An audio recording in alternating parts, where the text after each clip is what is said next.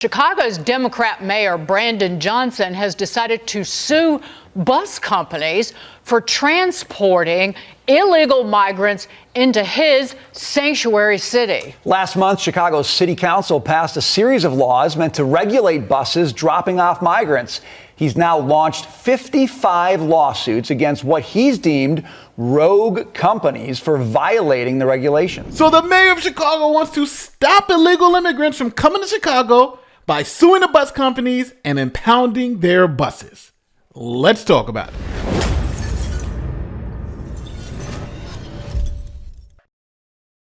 Now, it's important to note that cities like Chicago and New York touted themselves as sanctuary cities and encouraged migrants to come to those cities.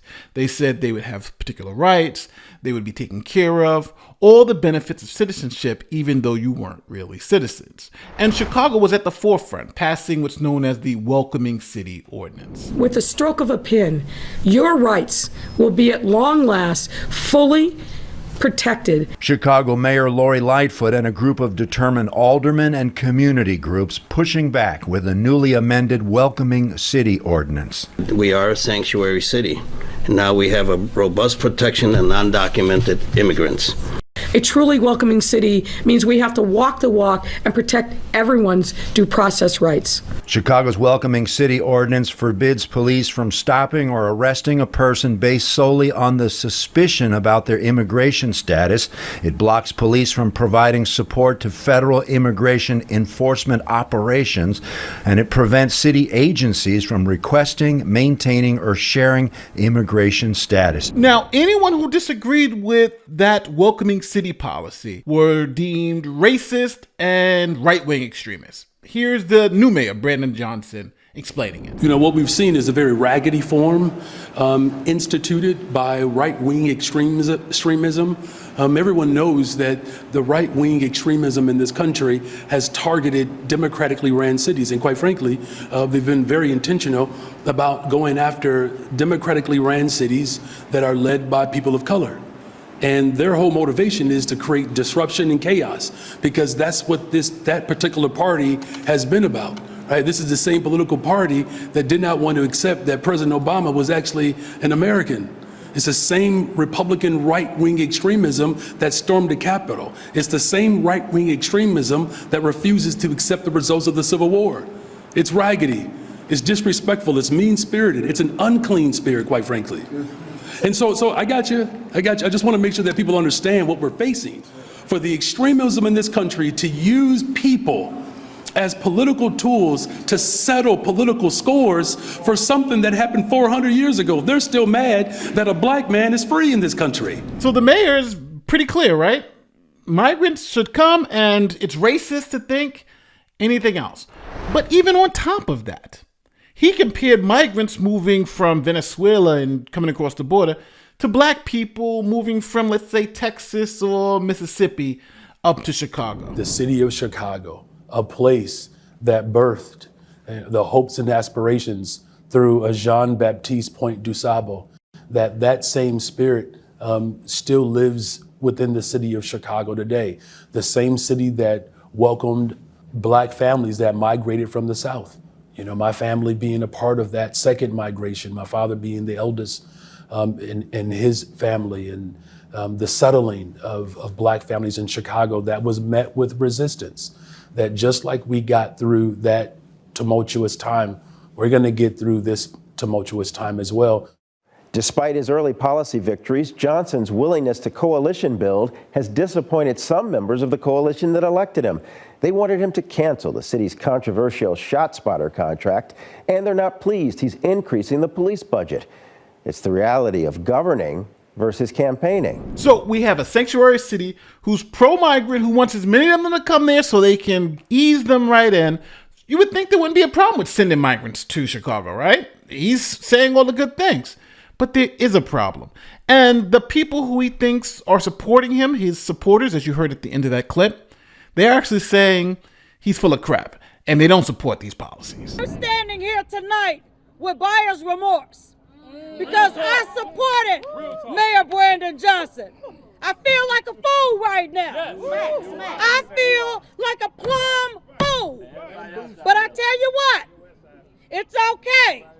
Because as I said last night, you can slap us in the face by ignoring us today, but we are punching you in the face by ignoring you at the polling places tomorrow. So now we have to understand why these people are upset. It's because the politicians in these sanctuary cities wanted to make it seem like if you were for any reasonable restrictions at the border, you were racist, as you just heard Mayor Johnson say. So places like Massachusetts, New York, even Chicago could claim that they were pro-immigrant, but really didn't have to worry about any migrants coming to where they were at. But the good people in Texas and Arizona and some of those border states said, we're going to send you those migrants. You want them, you can have them. And the fascinating part about it is that the joys of migrants turned into the horrors of illegal immigration. How so? Well, each one of those sanctuary cities, as soon as they started getting the migrants to give sanctuary to, started declaring states of emergency because they couldn't handle the flow of migrants. The New York City Mayor Eric Adams declaring a state of emergency over the ever-escalating number of asylum seekers coming to the city. The mayor says the shelter system is overwhelmed and that after today, the city will set a new record for the highest number of people ever in the system. Although our compassion is limitless, our resources are not. Our shelter system is now operating near 100% capacity. This is unsustainable. Mayor Adams warned the city would end up spending $1 billion on the crisis this fiscal year alone. Governor Healy just declared a state of emergency in Massachusetts because of the number of migrants arriving in Massachusetts. Healy says they are overwhelming local shelters. They're here because Massachusetts has and will always be a beacon of hope, compassion, humanity, and opportunity. Here in Chicago, Mayor Lightfoot just issued an emergency declaration in response to the surge of migrants being bused to the city by Texas Governor Greg Abbott. And Casey Cronus is live from City Hall with the latest on this. Natalie and Anthony, at least 48 more migrants arrived to the city today, and Mayor Lori Lightfoot says she doesn't expect the buses to stop anytime soon. Just as that surge is expected, the city's 7 migrant shelters and 3 respite sites are now overrun. Since last August, the city has welcomed more than 8,000 migrants, but funding and resources are dwindling. Some families have ended up sleeping in police stations. The city has resorted to turning vacant schools into temporary housing sites and is now considering the use of Park District facilities. In a press conference earlier today, Mayor Lightfoot said the city urgently needs more federal dollars to accommodate the influx in migrant families being sent here from the Texas border. Mayors do a lot of things, but we are not responsible for a broken immigration system. D.C. Mayor Muriel Bowser declaring a public emergency after Texas and Arizona's governors claim they've bused nearly 10,000 migrants to the district. It's been happening for several months now and has brought the border crisis right here to our area. So now, crazy, right? We want migrants. We're an open city, but now migrants are coming. It's a state of emergency. We have too many people. What are we going to do? So this is now what's happening in Chicago. See, Chicago's like, well, we want to continue to tell people we're a sanctuary city. We want to continue the lie that this isn't a problem. And the way we're going to do that, the way we're going to stop these illegal immigrants from coming here, is essentially by softly closing the Chicago border. Now, how are we going to do that? Well, we're going to fine and impound any buses that bring migrants to the city. So that's what they've been doing.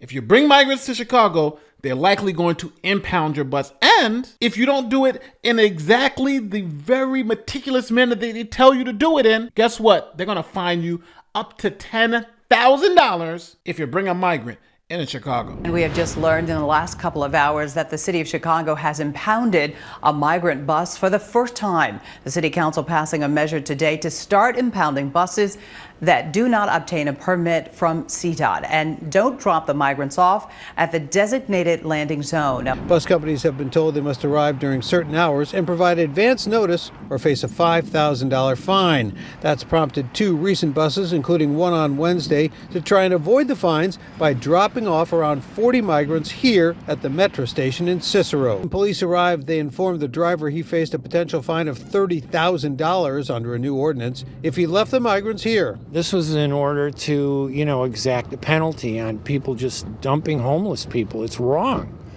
So that new ordinance states that if you don't have a permit, you will be fined $750 per person that you bring into a community. So now, we all know what Chicago's doing, right? They're making it very tough for migrants to be dropped off by the buses by attacking the bus companies, right? A $30,000 fine if you drop migrants off? That's crazy. But it's a hell of a drug because it's going to say, well, hey, I don't want to get a $30,000 fine, so why am I going to drop a migrant off in Chicago? It's a nice little plan, but if you understand what they're doing, it's very devious because on one end, they're saying we want to stay a sanctuary, so we want to stay as open as possible to migrants, but they've put all these laws in place not to allow migrants in. And think that that's going to work. Think that they essentially are trying to look to have their cake and eat it too. Essentially trying to say, well, we're still good people because we want migrants, but we're going to make it almost impossible for migrants to get to us. We'll see how it works. Now, just because it's a law channel, I like to delve into the law a little bit. This ordinance may be illegal in terms of, it's the federal government that has the ability to regulate travel between states. So if this city has an ordinance where the buses that are coming from different states are interfering with people's right to travel unreasonably, then it could be challenged in federal court, which I think may happen because the bus companies, 55 of them, are being sued by the mayor because he doesn't want them to bring migrants to the city. Chicago's Democrat Mayor Brandon Johnson has decided to sue bus companies for transporting illegal migrants into his sanctuary city. Last month, Chicago's City Council passed a series of laws meant to regulate buses dropping off migrants. He's now launched 55 lawsuits against what he's deemed rogue companies for violating the regulations. So I need to ask you, do you guys feel sorry for places like Chicago and New York? I personally say good for them, right? Because they sat on their high horse while other people were saying, well, hold on, you can't just have millions of people cross the border because how are you going to take care of them? They said, no, you can take care of them. We can take care of them while they were not getting any migrants. Now that they're getting the migrants, now that they feel the pain, it's a totally different story. And this is what I think you get what you asked for. They asked for it, now they're getting it. And I think it's funny to see how they're doing everything possible to close their own border. Like Chicago essentially is closing the border. They're doing the same thing that they accuse the racists of doing. Think about that. Well, listen, don't forget, like, share, subscribe, do all that great YouTube stuff. My name is Nick the Lawyer, and I'll see you in the next one.